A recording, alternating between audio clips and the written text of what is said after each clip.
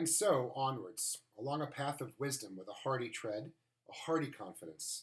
However you may be your own source of experience. Throw off your discontent about your nature. Forgive yourself your own self. You have it in your power to merge everything you have lived through, false starts, errors, delusions, passions, your loves, and your hopes, into your goal with nothing left over. That's great stuff. Hello. Hello, everybody. It's me, Mr. DeVito. Sorry, I was just reading a little bit of Pocket for Corduroy, one of my favorite books. But let's talk about a different book now. By now, you've hopefully finished reading Hermann Hesse's Demian. You've gotten my assignment. So I just wanted to go over a couple of things really quickly that may help you in thinking about what to pursue in your essay assignment. First, we talked about the first chapter being titled Two Worlds, which leads me to the first term that I'd like to discuss with you, which is dichotomy. A dichotomy, defined, is a division into two especially mutually exclusive or contradictory groups or entities. In the very beginning of the novel, Emil Sinclair talks about these two worlds of his, the home life and the world outside of his home, and he establishes what I consider a dichotomous nature between the two. One which is positive and is represented by all these good things, and the outside, that being the home, and the outside being represented by terrible things and frightening things. So let's explore that for a little while.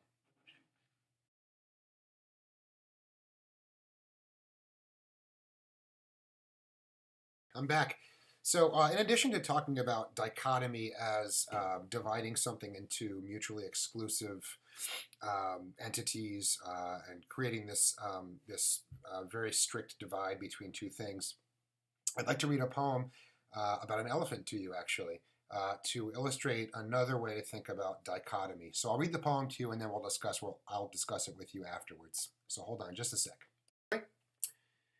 It was 6 men of Indostan, to learning much inclined, who went to see the elephant, though all of them were blind, that each by observation might satisfy his mind. The first approached the elephant, and happening to fall against his broad and sturdy side, at once began to bawl, "God bless me, but the elephant is very like a wall." The second, feeling of the tusk, cried, "Ho! What have we here, so very round and smooth and sharp? To me 'tis mighty clear, this wonder of an elephant is very like a spear." The third approached the animal, and happening to take the squirming trunk within his hands, thus boldly up and spake. "I see," quoth he, "the elephant is very like a snake." The fourth reached out an eager hand, and felt about the knee. "What most this wondrous beast is like is mighty plain," quoth he. "'Tis very clear enough the elephant is very like a tree." The fifth, who chanced to touch the ear, said, "Even the blindest man can tell what this resembles most. Deny the fact who can, this marvel of an elephant is very like a fan." The sixth no sooner had begun about the beast to grope, then, seizing on the swinging tail that fell within his scope, "I see," quoth he, "the elephant is very like a rope." And so these men of Indostan disputed loud and long, each in his own opinion, exceeding stiff and strong, though each was partly in the right, and all were in the wrong. Mr. DeVito, you just said there is no right or wrong. That would be a dichotomy. I don't understand. Well, you'd be right. However, they were partly right in their description of the elephant, correct? So each described a certain element or aspect, physical attribute of the elephant. And in that, they were right. However, defining the entire elephant based on that one description is where they were all wrong. It makes sense, doesn't it? I think, Sir DeVito. What is the point? Hi. There is no point. All right, well, there is a point. Otherwise, what would be the point?